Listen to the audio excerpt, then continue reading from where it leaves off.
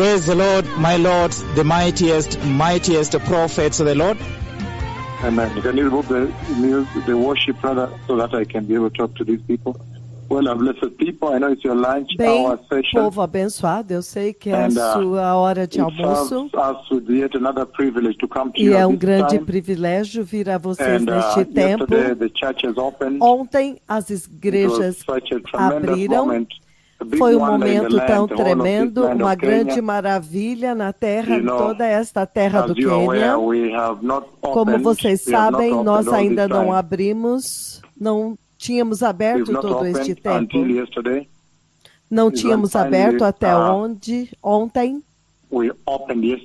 Mas finalmente nós abrimos ontem. E foi um tempo tão maravilhoso, poderoso na história, na casa do Senhor. Porque pela primeira vez agora, os aleijados que tinham sido curados durante o lockdown andaram com as pessoas na igreja. Foi um momento tão chocante, tão temível em alguns lugares, como Transmara. Eu ouvi o meu próprio filho, arcebispo Senior Davis, quando Shadrach Oibo, que estava na condição mais deplorável, mais difícil de paralisia por muitos anos, e finalmente ele levantou. Então, quando eles ouviram entrando na igreja sozinho, me disseram que a igreja chorou amargamente. Eles choraram, literalmente, eles choraram diante do Senhor em grande choque. Então, é por isso que este é um tempo tão tremendo na história da igreja. É uma hora muito chocante, é um tempo muito grande na casa do Senhor. E eu sei que vocês estão tendo o seu adoração na hora do almoço para trazer para vocês o pão diário da hora do almoço para ajudar vocês, povo abençoado. E agora eu quero ver uma escritura aqui agora que vai ajudar vocês. Novamente, foi um tempo tão maravilhoso ontem ver que as igrejas abriram, e eu sei que na semana que vem nós vamos começar a reunião dos conselhos dos bispos aqui no escritório central, a partir da semana que vem, começando com os deputados e os arcebispos sêniores, para ver como que as instruções foram estabelecidas e os relatórios. Mas neste tempo, vamos tomar muito cuidado, porque o juízo está acontecendo na África do Sul, nos Estados Unidos, no Reino Unido. Mas nesta noite, eu quero passar por algumas escrituras que vão ajudar vocês na hora do almoço. Eu sei que agora vocês talvez saíram dos seus escritórios, estão comendo a sua batata frita em algum lugar, tenham talvez as suas máscaras estejam no seu queixo agora, talvez você esteja em algum lugar ou no escritório sintonizados, ou talvez em algum restaurante na área de Nakuru, Kakamega, Kisii, Keranche, Kisumu, Mombasa, onde quer que vocês estejam. Talvez você esteja em casa e vocês estão sintonizados como membro desta igreja, mas este é um tempo muito poderoso de avivamento. 37 fortes aleijados levantaram e andaram na casa. Eu vi o vídeo de Blessings Wangoi, enquanto ela estava agora sendo vestida com a mãe e andando com a sua mãe para a igreja. Que tempo maravilhoso! E também outros vídeos de Oibo, de Rebeca. Eles invadiram as ruas ontem. Então, há um grande número de pessoas que vieram para a igreja. Até esta manhã, este era o número, talvez cheguemos a 6.000. Muitas pessoas vieram quando eles viram as transmissões. Então, as transmissões, os nossos cultos globais foram mundiais e atingiram toda a terra. calibrando toda a terra com a mesma mensagem, a mesma voz. Mas hoje, por causa do tempo, eu quero compartilhar um pouco do pão da hora do almoço com vocês. No livro de João, capítulo 5, João, capítulo 5, eu vou ler do 39 ao 40, ele diz: examinais, novamente, examinais as Escrituras diligentemente, porque vocês creem ter nela a vida eterna. Estas são elas mesmas, são as Escrituras que testemunham a meus respeitos. Contudo, vocês não querem vir a mim para terem vida eterna. Então, quero falar um pouco sobre isso. Onde quer que você esteja, como médico, mestre, como professor, estudante, eu vi que muitos estudantes estão sintonizados. Eu sei que os estudantes no Hospital Kenyatta estão sintonizados. Eu quero falar um pouco nesta hora a respeito dessa escritura pivotante aqui. Novamente, o livro de João, capítulo 5, versículo 39 e 40. Ele diz: vós examinais as Escrituras, porque creis ter nela a vida eterna, mas são estas mesmas Escrituras que testificam de mim. Contudo, vocês se recusam a vir a mim para ter vida. Então, enquanto você ler isto, eu leio isto para vocês, porque no capítulo 5, se nós começarmos no versículo 1, nós vemos que Jesus vai, ele diz, algum tempo depois Jesus subiu a Jerusalém para uma das festas dos judeus. Agora em Jerusalém, perto da porta das ovelhas, há um tanque em que aramaico é chamado Betesda, tendo 5 entradas em volta. E ele diz, ali costumava ficar grande número de pessoas doentes, inválidos, cegos, mancos, paralíticos. Eles esperavam. E havia alguém lá que estava inválido por 38 anos. Você pode imaginar isso? Então, quando viu deitado lá, Jesus soube que ele vivia estado naquele tempo, enfermou por tanto tempo, e ele perguntou, quer ser curado? Então o paralítico disse, Senhor, não tenho ninguém que me ajude a entrar no tanque quando a água é agitada, porque a água costumava ser agitada por um anjo. Então ele disse, não tenho ninguém que me ajude a entrar no tanque. Enquanto eu estou tentando entrar, outro chega antes de mim. Então Jesus lhe disse, levante-se, pegue a sua maca e ande. Ele disse, levante-se, pegue a sua maca e ande. Então nós sabemos que isso era no sábado. Então, esta foi a instrução do Senhor. 9. Imediatamente o homem foi curado, pegou a maca e começou a andar. Isso aconteceu num sábado. Então, por esta razão, os judeus disseram ao homem que havia sido curado, hoje é sábado. Não lhe é permitido carregar a sua maca. Mas ele respondeu, o homem que me curou me disse, pegue a sua maca e ande. Então lhe perguntaram, quem é este homem que lhe deu para pegar a sua maca e andar?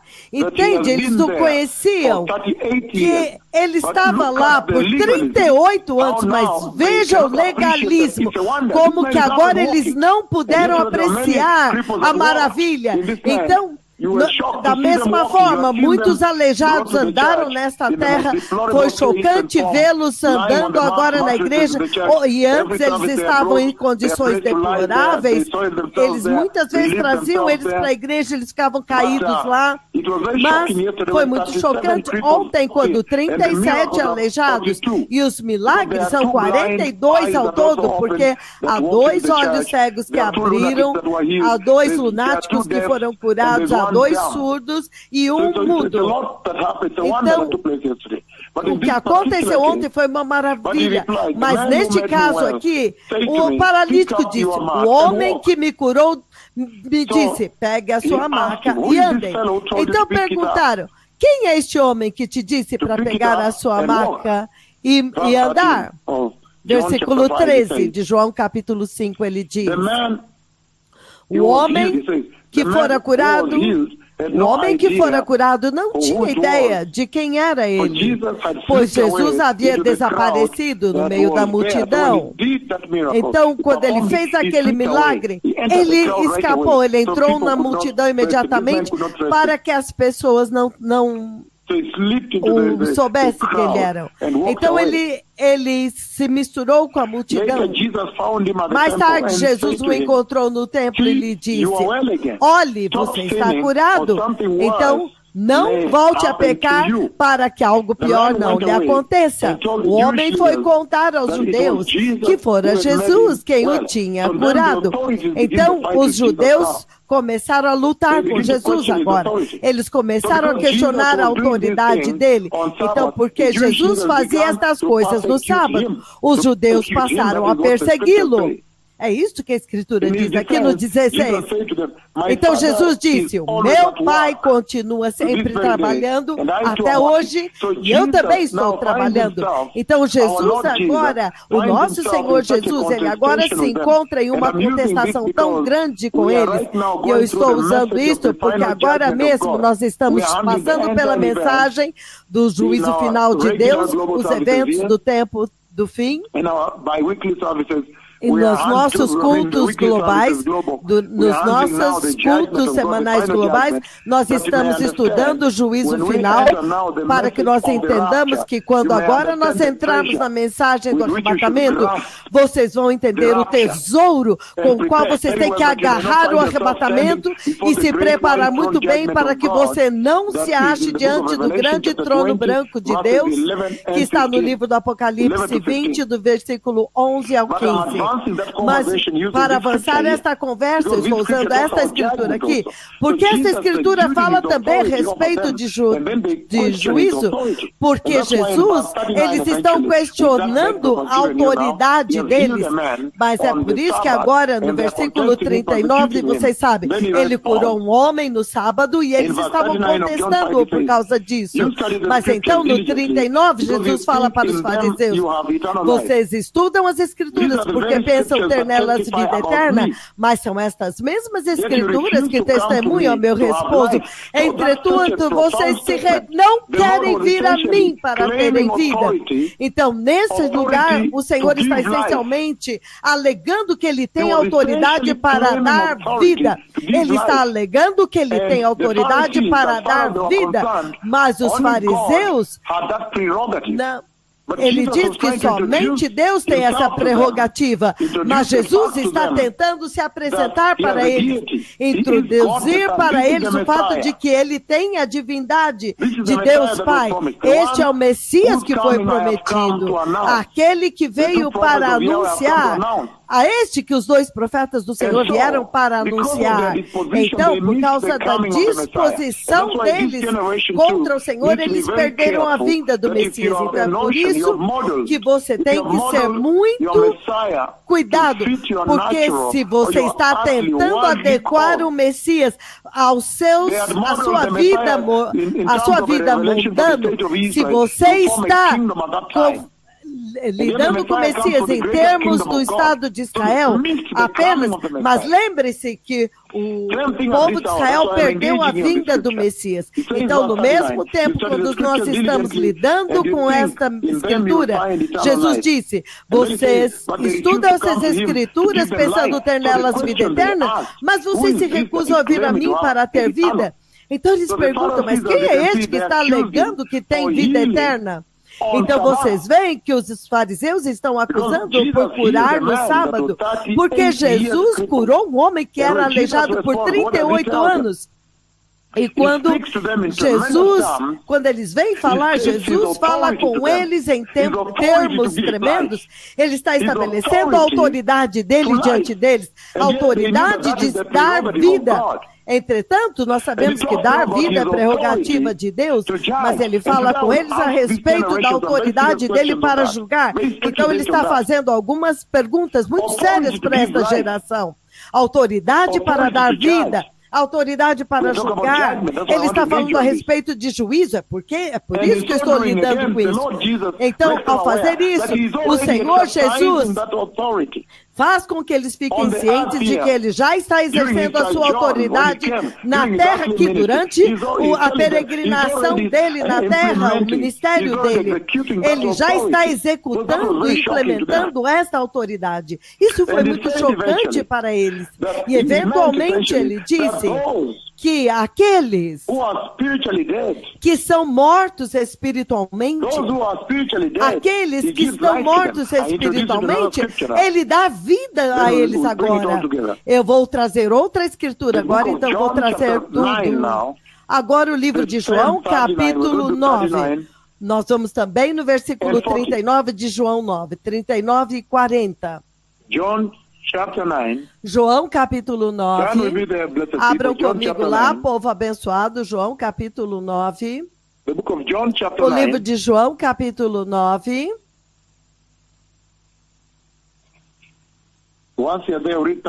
Quando você chegar lá, nós vamos ler o 39 e o 40. Ele diz o seguinte. Ele diz, Jesus disse, eu vim ao mundo para julgamento, a fim de que os cegos vejam e os que veem se tornem cegos. Em outras palavras, vim dar visão para aqueles que reconhecem a sua cegueira e aqueles que alegam, os soberbos, os orgulhosos, que dizem que vêm, eles se tornem cegos. Então os fariseus estavam lá e contestaram ele. Acaso também somos cegos?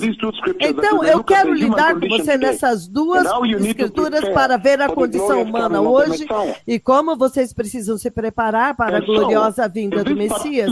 Então, nessa escritura que ele diz que ele veio, e aqueles que são humildes, ele diz, primeiro de tudo, ele veio para julgar. Talvez você pode dizer que há uma contradição, porque se você ler lá atrás no livro de João, capítulo 3, 19, ele diz que ele não veio para julgar. Ele diz, João 3, no 15 ele diz, porque Deus amou o mundo de tal maneira, 16, que deu o seu único Filho unigênito para que todo aquele que nele crer não pereça, mas tenha vida eterna. Então, no versículo 17, ele diz, porque Deus enviou o seu Filho ao mundo não para condenar o mundo, mas para que o mundo fosse salvo por meio dele. E ele diz, quem nele crê não é condenado, mas quem não crê já está condenado. Então este é o contexto sobre o qual o Senhor fala a respeito do julgamento que ele trouxe. É dentro deste contexto que ele agora está julgando. Porque ele diz que ele veio para aqueles que são espiritualmente mortos, ele diz, para dar-lhes vida. Aqueles que são fracos, aqueles que ouvem a voz dele, creem nele. Então, uma vez que eles creem nele, confiam nele, então ele diz que eles vão escapar do julgamento. Como? Porque eles vão receber vida. É disso que ele está falando aqui. Que ele trouxe vida, ele trouxe salvação para uma geração, um povo, uma humanidade que está espiritualmente morta. E nós sabemos muito bem que na queda de Adão, a humanidade morreu espiritualmente, todos morreram. Quando Adão e Eva caíram em pecado, todos morreram. Mas aqui é impressionante, porque ele está dizendo para eles aqui que ele veio, e ele veio de tal forma para dar vida para eles. Ele veio como vida. No versículo 39 ele diz, vocês estudam as escrituras pensando ter nelas vida eterna. E ele diz, estas mesmas escrituras testificam de mim. Entretanto, vocês se recusam a vir a mim para ter vida. Então, ele alegou ter autoridade para dar vida. E isso é uma coisa muito séria. Então, isso é uma coisa muito séria.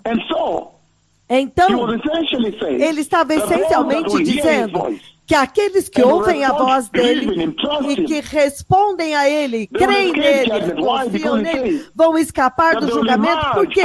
Porque ele diz que ele vai tirá-los da morte espiritual.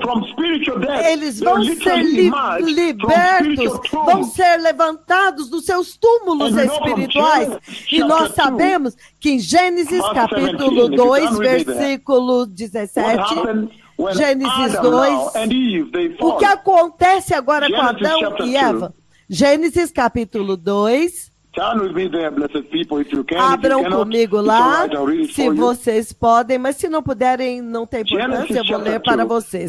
Gênesis capítulo 2, e eu sei que isso está acontecendo quando há um massivo serviço de cura. O Senhor vai decretar cura pelo sangue de Jesus a partir daqui, e muitos aleijados vão andar, cegos vão enxergar, muito câncer, diabetes e hipertensão. A primeira parte do culto, eu vou decretar cura e o Senhor vai curar muitas pessoas. Então, Gênesis capítulo 2, versículo 17, ele diz o seguinte: mas não coma da árvore do conhecimento do bem e do mal, porque no dia em que dela comer, certamente você morrerá. Então, esta é a morte espiritual da qual ele está falando. Certamente morrereis. Se você for agora, João capítulo 5, novamente. João 5, 24. O livro de João capítulo 5, versículo 24. Você vê a morte espiritual que Jesus veio destruir para que vocês possam viver. Não apenas viver, mas viver eternamente. A eternidade diante de nós aqui. Ele diz, eu lhes asseguro, quem ouve a minha palavra e crê naquele que me enviou, tem vida eterna. Então ele está dizendo para eles que quando você crê nele, que ouve as palavras dele e o recebe, confia nele, rende a sua vida a ele, então agora você recebe vida, ele te dá vida. É disso que Jesus está falando. E se você ler o livro de Efésios, vamos começar com Romanos capítulo 7, o livro de Romanos 7, 9, ele diz o seguinte a respeito da morte espiritual. Ele diz, Romanos 7, 9, antes eu vivia sem a lei, mas quando o mandamento veio, o pecado reviveu e eu morri. Então, esta é a morte espiritual que Jesus veio para remover da humanidade. E se você tiver tempo, você pode ler também Efésios capítulo 2. Mas ele está essencialmente dizendo que ele veio para dar vida. E isso perturbou muitos fariseus, porque ele sabia que esta era uma prerrogativa somente de Deus, de dar vida. Mas agora estava Jesus lá mesmo, alegando, dizendo que todo aquele que crê nele, que ouve a voz dele, crê nele, confia nele, ele disse que eles iriam sair dos seus túmulos espirituais, então vão escapar do juízo final. Entretanto, ele diz que levantar-se desta sepultura espiritual para esta geração atual é muito importante, porque isso vai extrapolar tudo até o livro de 1 Coríntios 15. Ele vai dizer, quando no dia do arrebatamento, todos os que creram em Cristo, todos os que morreram, vão levantar dos seus túmulos no arrebatamento. Aqueles que creram em Cristo, eles eram santos, viveram uma vida santa, escolheram uma vida justa, uma vida de arrependimento, escolheram uma vida de separação da corrupção moral deste mundo. Quando aquele dia do arrebatamento vier, eles vão levantar dos seus túmulos espirituais. Então, esta é a vida que Jesus trouxe para aqueles que estavam espiritualmente mortos. Ele diz que naquele dia do arrebatamento, os mortos se levantarão dos túmulos físicos e receberão corpos gloriosos e subirão e entrarão no glorioso reino de Deus. Que tremenda mensagem que o Senhor trouxe para uma humanidade que estava espiritualmente morta. Mas ele está dizendo que para aqueles aqueles que crerem e receber Jesus e andar em santidade, eles então agora, eles serão capazes naquele dia que se eles morrerem antes do arrebatamento, eles vão ressuscitar, receber corpos gloriosos e entrar no reino de Deus. Mas aqueles que, vocês que estão sintonizados, todos vocês que estão sintonizados, que ouvirem isso e rejeitarem, quando vocês ressuscitarem dos túmulos, vocês irão para a condenação. Então, se você for no livro de 1 Coríntios 15, versículo 52, ele diz o seguinte, 1 Coríntios 15, 52, você pode ler tudo. Versículo 50, isso vos declaro, irmãos e irmãs, que carne e sangue não herdará o reino de Deus, nem aquilo que é perecível herdará o imperecível. Eis que vos digo um mistério, nem todos dormiremos, mas todos seremos transformados. Veja o 52 agora. No momento, no abrir e fechar de olhos, ao som da última trombeta, pois a trombeta soará, os mortos ressuscitarão incorruptíveis e todos nós seremos transformados. É desta ressurreição que ele está falando, quando os mortos ressuscitarão incorruptíveis. Então, quando ele estava discutindo com os fariseus, isso tem tanto a ver com vocês que estão sintonizados nos seus escritórios ou naquele jardim na sua hora do almoço, vocês sintonizados em diferentes fusos horários, fala tanto para esta geração, para aqueles que se humilharem e crerem e ouvir a voz dele e confiarem nele, ele vai dar-lhes vida e eles vão sair dos seus túmulos espirituais e eles vão escapar no dia final do julgamento que eu estou ensinando agora. Aquele que você vê em Apocalipse 20, do 11 ao 15. Então, essa alegação, como é que Jesus sabe dessa discussão com os fariseus? Então, ele revela para eles que ele tem a prerrogativa da vida, a autoridade de Deus, do próprio Deus. E ele diz que ele também tem autoridade para julgá-los, porque ele diz que todo aquele que não crê permanece condenado. Então, ele já está enfatizando esta autoridade sobre a vida e para julgar.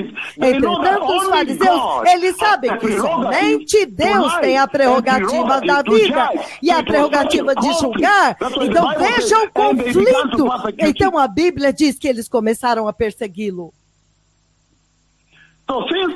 Então, desde a queda da humanidade, todos nós nos tornamos espiritualmente mortos. Você que está aí no seu escritório ou no exterior, em muitas nações, onde você estiver, comendo seu almoço nas praças, o que vocês estiverem sentados lá na hora do seu almoço, ele está dizendo que todos os homens são espiritualmente mortos, a não ser que Jesus os redima. Que se a humanidade não vier a Cristo Jesus, ele diz, eles são mortos, estão mortos, eles serão julgados. Se o homem não for a Cristo para receber vida e tornar-se vivo, eles serão condenados no dia final. E é por isso que você vê em João, capítulo 5, mesmo João 5, versículo 31, veja o que ele fala no versículo 31 de João 5, ele diz... No versículo 30, ele diz, por mim mesmo nada posso fazer. Eu julgo apenas conforme ouço. E o meu julgamento é justo. Então ele está dizendo para eles que ele já está julgando. Aleluia. Aleluia. O meu julgamento é justo. Então... ele fala, eu não vim para agradar a mim mesmo, mas aquele que me enviou. Então, se eu testifico acerca de mim mesmo, meu testemunho não é válido. Mas é válido porque ele conhecia a mente deles dentro do contexto hebraico. Se você vê no livro do Deuteronômio, você não pode dizer uma coisa dessa. Vamos ver Deuteronômio 17:6. Eles sabem muito bem que eles estão Ele sabe que ninguém pode dar testemunho de si mesmos, mas agora ele está atraindo-os para o Pai. Ele os leva a um lugar onde Deus Pai fala por voz no batismo, fala por voz na transfiguração, fala por voz um pouco antes do Senhor partir. No livro de João, capítulo 12, ele testifica: este é o meu filho a quem eu amo, e nele eu me comprazo. Na transfiguração, este é o meu filho a quem eu amo. Ouçam, significando que as palavras de Jesus vão nos julgar se não ouvirmos essas palavras. Deuteronômio 17, versículo 6, ele diz o seguinte. Deuteronômio 17, 6, ele diz: pelo testemunho de 2 ou 3 testemunhas, tal pessoa poderá ser morta. Então ele sabia que ele não podia testemunhar a respeito de si mesmo. É por isso que ele se aproximou deles em João capítulo 5, conhecendo a mente deles, para fazê-los entender que ele tinha a divindade de Deus. Este era Deus, este era o Messias que estava vindo. E esta geração precisa identificá-lo também. Eles precisam saber que este é o Messias. E então, no livro de João, capítulo 5, 32, veja o que ele diz aqui. Ele diz: vocês enviaram a João, e ele vocês perguntaram a João, e João testificou da verdade, significando que João Batista testemunhou a favor dele. Versículo 36, ele diz: eu tenho um testemunho maior do que o de João, a própria obra que o Pai me deu para concluir. A própria obra que eu estou realizando, ela testemunha de que o Pai me enviou para vocês. Ele agora está falando dos milagres, dos sinais e maravilhas que ele fez. Estes milagres que vocês viram ontem nas suas igrejas é para testemunharem de Cristo Jesus, o Messias. O objetivo é testemunhar dos profetas do Senhor que estão preparando para a vinda do Messias, para testemunhar para esta geração que Cristo Jesus, somente Ele é o Salvador do mundo. E nós temos que dar a nossa vida para Ele, e nos arrependermos e nos apartarmos do pecado e andar em santidade e viver uma vida cristã separada. Aqueles 37 aleijados que vocês viram andando, ele diz que há 3 formas que ele testemunha que é estabelecido. Ele diz: João Batista testemunhou em seu favor, então os milagres, as obras que o Pai enviou ele para fazer, também testemunham em favor deles. Os milagres e as maravilhas testemunham em favor dele também. E no versículo 39 ele diz: vocês estudam cuidadosamente as Escrituras, porque pensam ter nelas vida eterna. Estas são as mesmas Escrituras que testemunham ao meu respeito, contudo vocês recusam-se a vir a mim para ter vida. E ele diz que a Bíblia, a palavra, as Escrituras que eles estão lendo, testemunham dele. João Batista testemunha a favor dele. Não tinha como eles perderam. E desta geração também, se você é muçulmano, ou hindu, ou ateu, você pode nascer de novo hoje. Porque João Batista testifica dele. Então ele diz: os milagres e as maravilhas que ele está fazendo agora usando os 2 profetas estão testemunhando em favor dele. Então ele continua dizendo: as Escrituras bíblicas testemunham em favor dele. Então Jesus usa estas 3 formas para responder para os fariseus que estavam acusando ele. Eles estavam perseguindo ele porque ele alegava ser Deus, mas nós sabemos que ele era Deus, porque ele está dizendo que ele pode dar vida e ele pode julgar. Então ele usa essas 3 formas de testemunho para agora poder testemunhar diante deles, para discutir com eles. Aleluia! Aleluia! Então o Senhor está dizendo o seguinte, que em Isaías 53, versículos de 1 a 3, há um testemunho lá da missão dele, que ele viria para redimir o homem.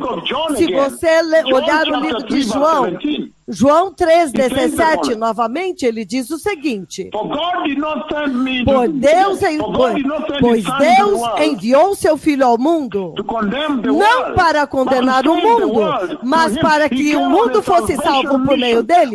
Ele veio em uma missão de salvação, uma missão para trazer a graça, salvação, redenção, para trazer perdão, para trazer um sacrifício. Mas quando ele voltará a segunda vez, ele não voltará para fazer isso, ele voltará como juiz. É isso que esta geração precisa entender. Quando você olha João capítulo 12, João capítulo 12, 47, olha o que ele diz: se alguém ouve as minhas palavras, mas não guardá-las, eu não julgo essa pessoa. Eu não vim para julgar o mundo, mas para salvar o mundo. Então, da forma como ele coloca o juízo, é muito perigoso. É difícil de entender. No versículo 47 ele diz que ao juízo as minhas próprias palavras te julgarão. Mas eu não julgarei, aqueles que creem não serão julgados. Eu trago a graça. Mas no versículo 48 ele diz: eu trago o juízo de Deus. Deus julga o pecado. E a razão pela qual ele veio para assegurar a salvação, a graça, o perdão, assegurar a redenção daquela queda. Então, é por isso que ele pagou com a sua vida a propiciação. Ele pagou o preço em seu favor. E vocês que estão sentados aí na sua hora do almoço, a propiciação pelo pecado, a ira de Deus aplacada através da sua morte. Então, embora ele tivesse vindo em uma missão da graça, aqueles que receberam a graça, misericórdia, compaixão, o amor, o perdão, ele diz, eles não serão julgados, as minhas palavras te julgarão. Então ele apresenta para eles este conceito de julgamento. Se você olhar João 9, 39, 40 que nós lemos, eu sei que vocês não podem ler, eu vou fazer vocês entenderem. João 9, 39 e 40 que nós lemos. Ele diz, João 9, Jesus disse, eu vim a este mundo para julgamento, a fim de que os cegos vejam, e aqueles que alegam ver, se tornem cegos. Então, se você ver o contexto sobre o qual eu leio, João 9, 39 e 40, é um paradigma similar, um contexto similar de João 5, 39 e 40, porque aqui também Jesus curou um homem cego. E os fariseus estão tentando persegui-lo por isso. Então, ele se volta para ele e diz que o juízo está vindo para aqueles que não creem. E ele diz, aqueles que se humilham o suficiente para admitir que a sua inadequação, a sua inabilidade, a sua incapacidade pessoal, aqueles que são humildes o suficiente para entender que eles precisam de Jesus, e eles confiam em Jesus e creem nele, e dependem dele, de Jesus. Ele diz que a eles ele vai dar visão espiritual. Mas o que ele está dizendo aqui no 39 de João, capítulo 9, agora ele está usando a cura do homem cego para responder à perseguição deles. Que aqueles que são humildes o suficiente para reconhecer e admitir a sua inabilidade, a sua fraqueza, humilde o suficiente para a sua humildade, a sua necessidade de Cristo, que eles precisam de um Salvador, para confiar nele, precisar dele, crer nele, depender dele. Então ele vai dar visão espiritual, é isso que ele está dizendo.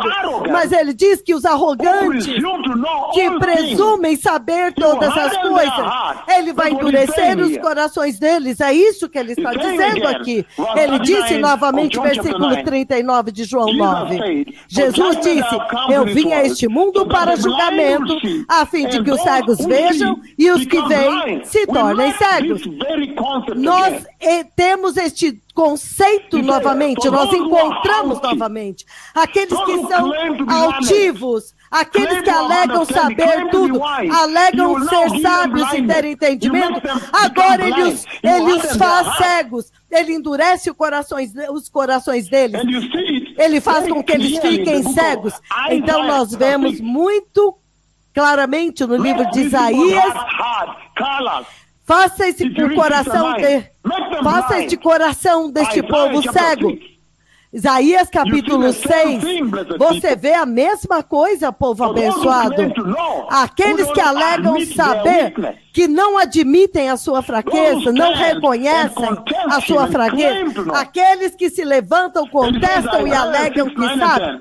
Ele diz, Isaías 6, 9, 10, ele diz, vai, diga a este povo, estejam sempre ouvindo, mas nunca entendendo. Estejam sempre vendo e jamais percebam. Torna insensível o coração deste povo. Insensível.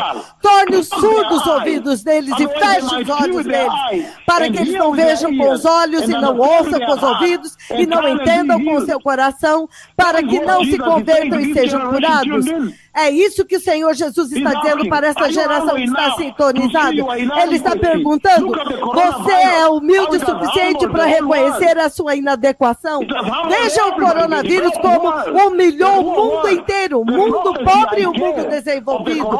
A profecia que eu dei do coronavírus, veja como o coronavírus humilhou essa geração, este mundo, a sua tecnologia, os seus avanços na medicina, na tecnologia. Então ele está perguntando, você é capaz de se humilhar o suficiente para ver que você precisa dele e crer nele, depender dele, confiar nele e recebê-lo em sua vida, para que ele te dê visão, para que você possa ver a glória dele e o reino dele que está vindo, e não entre no julgamento que está vindo, ou você vai continuar na sua altivez, você vai continuar confiando na sua educação e você não precisa de Deus? O que você é nesta noite? Porque ele está dizendo que aqueles que são humildes o suficiente reconhecem sua incapacidade pessoal, inabilidade, eles admitem que precisam dele, o recebem e confiam nele e dependem dele.